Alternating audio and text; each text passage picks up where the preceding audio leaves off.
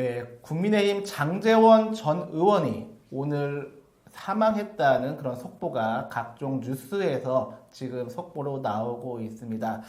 3월 31일 심야 시각에 서울 강동구의 한 오피스텔에서 쓰러져 있는 것이 발견되었고 4월 1일 새벽에 병원으로 이송되었으나 사망한 것으로 지금 밝혀지고 있습니다. 이 소식 함께 나눠보겠습니다. 먼저 장제원이라고 하는 그 전 의원에 대해서 정치 고관여층은 뭐 잘 알지만 우리 시청자들 중에 잘 모르시는 분들 계실 것 같아서 장제원 국민의힘 전 의원이 어떤 인물이었나요?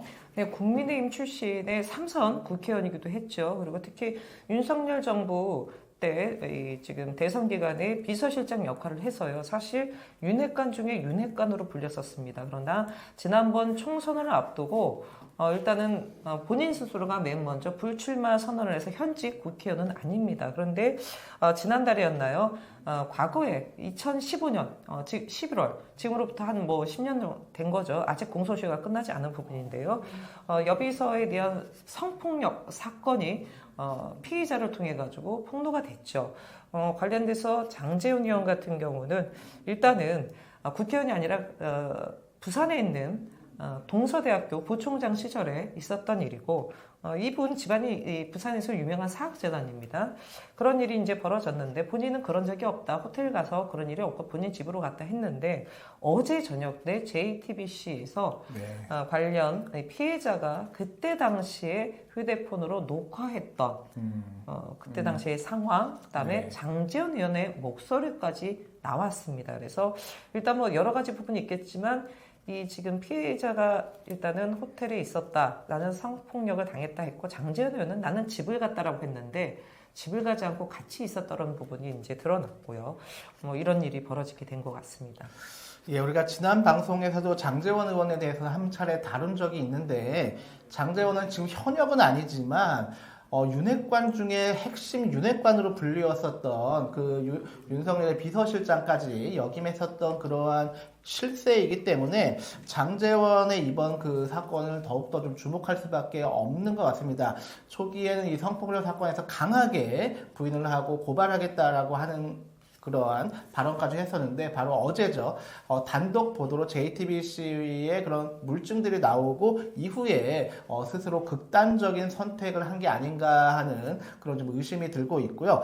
장제원 의원 같은 경우에는 그 아들 그 래퍼죠. 노엘 씨 같은 경우도 여러 차례 그런 사회적 무리가 있었지만 그동안 장제원 의원 가족은 그런 사회적 문제에 대해서 그냥 약간 좀 나몰라라 하는 식으로 그렇게 나오지 않았습니까? 그래서 이번에 좀 극단적 선택으로 보여지는데 이것이 저 충격적인 게 아닌가 좀 생각이 좀 듭니다. 네, 일단은 국민의힘에서 그동안 국회의원들의 성추행, 성폭력 사건들이 처음 있는 건 아니죠. 과거에 최현희 비롯해가지고 여러 부분들이 있었습니다만 이런 극단적 선택을 하는 것이 국민의힘 내에서는 제 기억으로는 처음인 것 같아서 그런 부분들이 좀 많은 좀 충격을 주는 부분이 아닌가 싶습니다.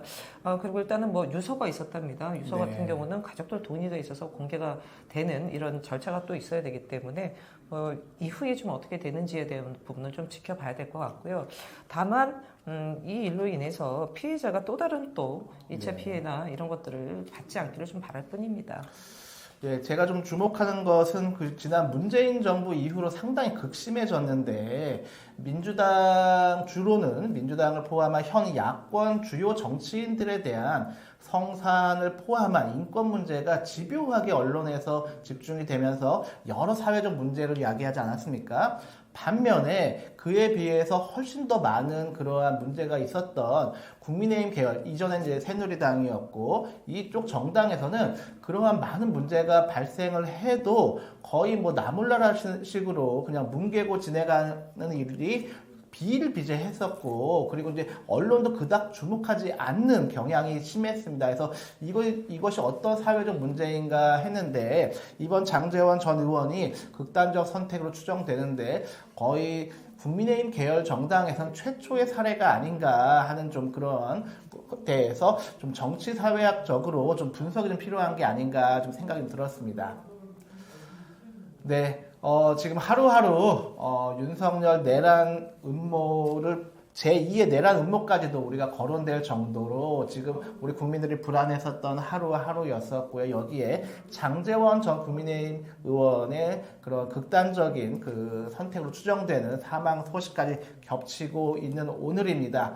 예, 끝으로 우리 더 좋은 정치연구소 정호진 대표님 한 말씀 좀 부탁드리겠습니다. 그 12.3 윤석열의 불법 계엄 내란이 벌어진 지 지금 한 136일인가요? 7일인가 이 정도 됐고요. 탄핵 선고된 지도 이미 130 며칠이 지났습니다. 예. 그다음에 탄핵 변론이 마무리된 지도 지금 한 달이 훌쩍 지났습니다. 이 12.3 불법 계엄의 국민적 충격 이루 말할 수 없는데요. 늦어졌던 지연됐던 탄핵 선고가 그거에 버금갈 만큼 국민들 가슴 정말 타들어가고 있었습니다. 이제 며칠 안 남았습니다. 대한민국이 윤석열이라는 개인의 운명이 아니라 대한민국 민주주의와 미래의 운명을 내다보는 헌법재판소의 판결이 있어야 될 것 같고요. 정말 다른 것이 아닙니다. 국민들이 바라는 거는요. 우리가 지켜봤던 전 세계인이 봤던 12.3 불법 계엄 그것에 대해서 말 있는 그대로 판결을 내리라는 것입니다. 좌고우면 다른 데로 눈돌 필요도 없다라고 봅니다. 있는 그대로 그것을 가지고 판결을 내리길 헌법재판관들에게 간곡하게 좀 호소드립니다. 네, 얼마 전 그 카톨릭 사제들의 그런 선언문에 이런 내용이 나와 있더라고요. 정의에는 중립이 없다고 합니다. 네, 저희 그러한 YTN이나 연합뉴스류와 같은 그러한 말도 안 되는 중립 저희는 지향할 것이고요.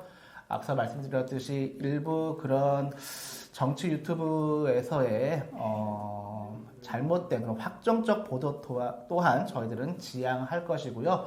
그렇지만 정의의 중립은 없다는 사제들의 선언에 함께하면서 저희 하루하루 이 사태 여러분과 함께 하겠습니다. 오늘 방송 여기서 마치겠습니다. 감사합니다. 감사합니다.